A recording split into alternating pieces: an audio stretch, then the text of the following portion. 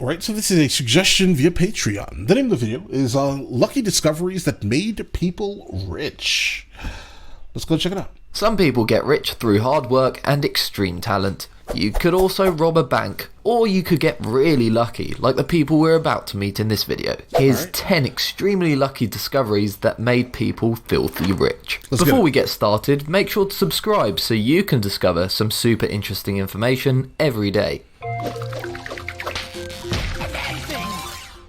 Number 10. The Wall of Coins. In Willy Wonka's chocolate factory, the walls are made of candy. In this house in Windber, Pennsylvania, the walls were made of money. It had been abandoned for 20 years when the children of the couple that had lived there decided to take a friend to go see what was inside. Within minutes of entering the house, they found a small pile of coins on the floor by a wall. As they explored further, they found a hole in the wall. Recalling a distant childhood rumor about their parents storing loose change in the wall, they opened up the wall. An unbelievable number of coins flowed out of the wall, like a waterfall of cash. Once they counted all the coins, it added up to $8,500. However, because many of the coins were rare collector's items... Well, yeah, they got money. And some of these coins are worth a lot of money, guys. I've been collecting coins for a long time. Alright. And I can tell you this right now. Some of them go for like hundreds of thousands of dollars. A nickel. A penny. Minted between 1793 and 1857. Oh yeah, they got money. The real value of their haul was around 200,000 US dollars. Who needs a bank when you've got a money wall? Number 9. Things dug up. I mean, that's gonna be a little bit tricky with taxes though. Needs a bank when you've got a money wall. Number 9. Things dug up in Australia. If you're watching in Australia, it may be worth investing in a metal detector and a shovel, because you can find some seriously valuable stuff underground down under. An anonymous prospector was playing with his metal detector in Ballarat, Victoria, when the alarm sounded. He dug through 23 inches of dirt until he saw the unmistakable glint of gold. As he dug, the nugget of gold got bigger and bigger. It turned out that our man had found a giant nugget weighing 12 pounds. Ooh.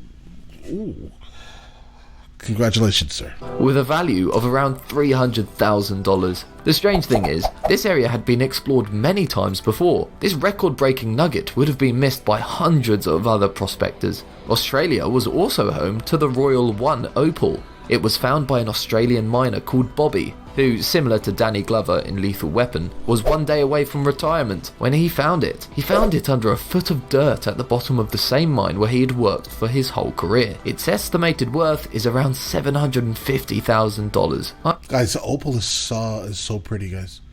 And obviously this is cleaned up and manicured a little bit. I'm sure Bobby enjoyed his retirement after that. Like black opal? Number 8. The Third Imperial Egg. An anonymous man in the Midwest of the US was scraping a modest living by buying metal objects and selling them for scrap. For $14,000 he purchased a golden orb decorated with gems, hoping to make a $500 profit when he sold it on. However, he decided to get it professionally appraised first. It turned out this lump of unwanted metal was actually the Third Imperial Egg, one of the 50 original Russian Fabergé eggs. Only 42 of them were believed to have survived the Bolshevik Revolution, and this one was thought to have been destroyed. Our man sold it to an art collector for a staggering $33 million. That's oh my god. a lot more than the $500 he thought he was going to make. Spare a thought for the guy who sold it to him for $14,000 though. I mean, hopefully he transferred that to like a company and the company sold it rather than he himself actually selling it. But, you know, listen, taxes he was are going weird. to make. Spare a thought for the guy who sold it to him for $14,000 though. That's got to hurt. The moral of this story is always know what you're dealing with.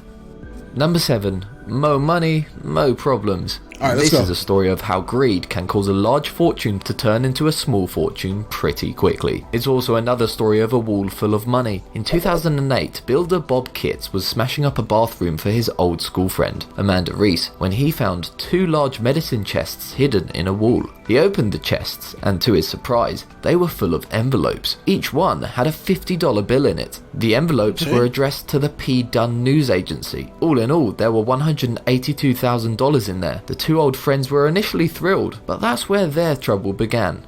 Like in like literal notes? Oh, Great job. That's honestly a solid find. Reese offered Kitts 10% of the money, but he wanted 40% and sued her. The estate of the P. Dunn news agency found out about it, and they wanted a piece too. Eventually, a judge split the money between Reese, Kitts, and 21 descendants of Mr. Patrick Dunn. I bet the two friends wished they'd kept their mouths shut now. Right. You see, guys, gotta do better. Those are notes. I mean, you should have been able to kind of deal with that internally instead of getting ridiculous with it. Number 6, 1974, D. Penny. When he died, a Denver Mint employee left his son Randy a small coin collection. Randy kept this handful of coins in a sandwich bag, and after he moved from Denver to San Diego, the bag stayed in his car for over a month. Nearly 20 years later, Randy came across the coin bag again and decided to show it to a professional appraiser. The expert was impressed by a particular silver penny, and after a bit of research, found that this was a 1974 D penny. This penny was made of aluminium and was part of a test batch of only 10 coins. It was thought that all 10 were destroyed after they were found and they wouldn't work in vending machines, but this one still remained. It was valued at $250,000. Unfortunately for Randy, the government got involved, saying the coin was actually their property. After a legal dispute, the rare coin is now displayed in a museum. Now that we're halfway through, let's have a trivia question. Take a look at these photos of equally amazing discoveries. What are they? Stick around till the end of the video and see if you're correct. Number 5. Rare paintings. What's in your attic? Mine's full of a load of junk. So was the attic of Norwegian businessman Christian Nikolai Mustad, or so he thought. In 1908, Christian bought what he thought was a painting by Vincent van Gogh. However, art experts at the time told him they'd actually bought a forgery because it was not signed. Incensed, Christian banished the painting to his attic, never to be seen again. When Christian died, his descendants discovered the painting and found out more about it. In 2011, art experts decided that this painting, called Sunset at Montmajour, was the real thing after all, and it was worth around $50 million. While not as famous as Van Gogh, Martin Johnson Heade is renowned in art circles for his flower paintings. In the 1990s, an Indiana man was playing Masterpiece, a board game about art. One of the questions in the game showed a picture of a painting that looked remarkably similar to one that was on his wall, covering up a hole. It had been there for years and cost next to nothing. Curious, he contacted some art experts. It turned out this hole cover was a lost painting by Heade and was worth $1.25 million. You can buy a lot of filler with that. Number 4.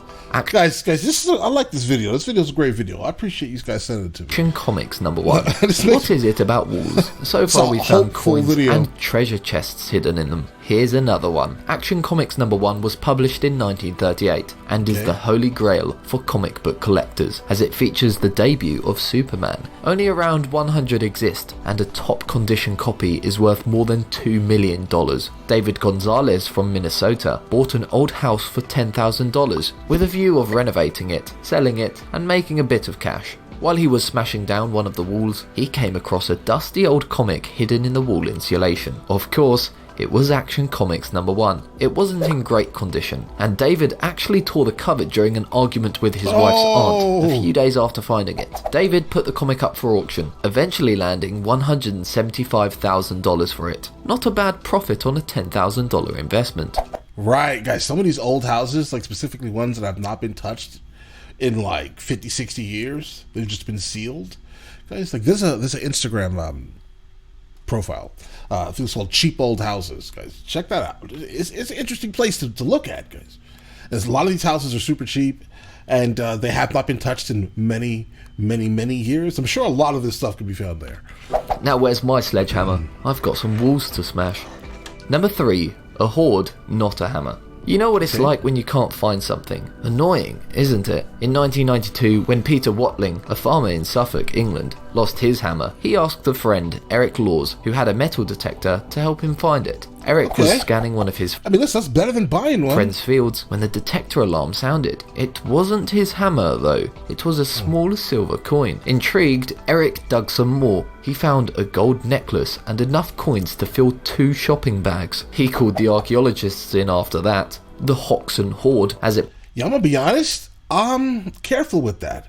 Like, this happens a lot in Spain, right? A lot in Spain, where people will buy land and then they'll be like, oh, I'm gonna go ahead and dig a pool. I'm going to go ahead and put a pool in the backyard, basically. And when they do that, they find things like this, right? And they find like old Spanish firearms and swords and sometimes a lot of the times bodies and like outfits on their bodies still and all types of craziness. And what happens instantly once you report something like this, like specifically on your land, the government will come in and take your land. They will come in and take your land and basically put up a white building, right? White building, where people now can come and visit these places. The archaeologists will come in and all these other things. Now you don't have your land. So you know what the majority of people that do in Spain do when this type of thing happens? All of this would basically end up on some type of black market. Not saying this is the great thing to do, but all of this will end up on a black market.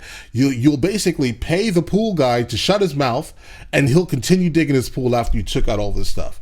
I'm telling you, be careful doing things like this in certain countries, at least, guys. Right? But all right, let's get it. Became known was a massive deposit of Roman riches, valued at around $15 million. Yep. They found a chest containing 15 gold bracelets, a silver bust of a woman, and over 1,000 gold coins. Most of yeah, guys, you're gonna find a lot of Roman stuff in Spain too, and that's what a lot of times you find: either Roman stuff, Phoenician stuff, or just things from their civil war. Gold bracelets, a silver bust of a woman, and over 1,000 gold coins. Most of the find is now on display in the British Museum. Eric was rewarded with $2.3 million, which he shared with Peter. I don't know if they ever found the hammer though. Right. Number 2, the Declaration of Independence. A man in Pennsylvania bought a painting at a garage sale for $4. He hated the painting, but liked the frame, so removed the picture to put a new one inside. However, under the painting was an old document. This turned out to be a mint condition copy of the Declaration of Independence from 1776. One of only 25 that were made at the time. He sold it for $2.4 million. The same document sold again in 2000 for over $8 million. I'm gonna be honest, I'm surprised the government just didn't come in and take that. It's not such a rare story though. Michael Sparks from Nashville purchased a yellow copy of the Declaration from a thrift shop, and because he liked the look of it, he paid $2.48. Intrigued by his purchase, he decided to get it looked at by an expert. It turned out Michael had bought a lost 1820 copy of the Declaration commissioned by John Quincy Adams, one of only 36 existing copies. When he sold it, Michael netted just under $500,000. Yeah, and again, I'm surprised the government just didn't come in and take this. Before I reveal the most amazing example, I'd like to remind you to subscribe to this channel. We upload amazing fact-filled videos every day, so don't miss out on learning some amazing new information. Also, make sure to hit that bell icon to be part of the notification squad. Number 1. Coke shares.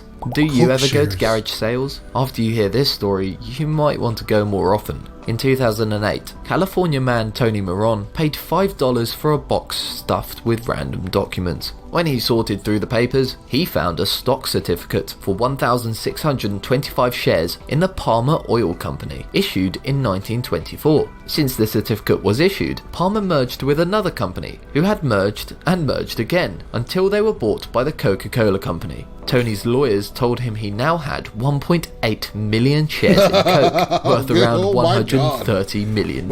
This would make Tony the largest non-institutional shareholder in Coca-Cola. Coke obviously was not too pleased. They dismissed Tony's demands, calling them absurd, and called in the lawyers. Unfortunately, Tony never got to live his dream of running Coca-Cola when he died in 2010. His family carried on the case, but were unsuccessful. Apparently, Tony's share certificate was not the real thing.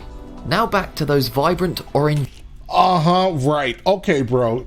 You know it was a real thing. Organ-looking alien stone creatures. What are they? And why are they relevant to this video? No idea. These are known as Pyura chilensis, a sort of living rock. They're filter-feeding sea creatures that live on the rocky coasts of Chile and Peru. Of course, their meat is a delicacy, as locals eat them raw or cooked with salad, because apparently they're delicious.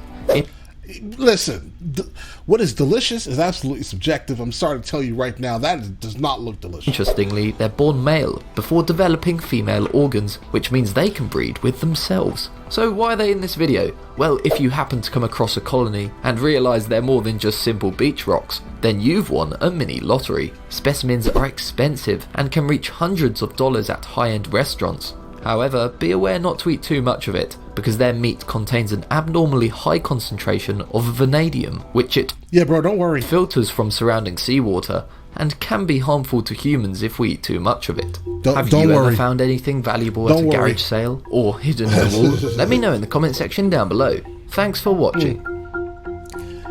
I found a coin one time. It was basically just given to me. I looked at it and I was just like, and again, being as someone who absolutely collects coins, I found a coin, right? It was wait a second. I think it was a 25-cent coin. No. It was like a flying lady was on it, guys. I forgot the name of this right now. Flying Eagle. That's a name. That's a direct name. I found one of those and I sold it. Right. As a collectible more so than using the face value of the object itself. That's probably the only thing I really ever found. I haven't found anything interesting, unfortunately. I'm not that adventurous, right? But all right, listen, you guys all have an absolutely amazing day and enjoy your day thoroughly.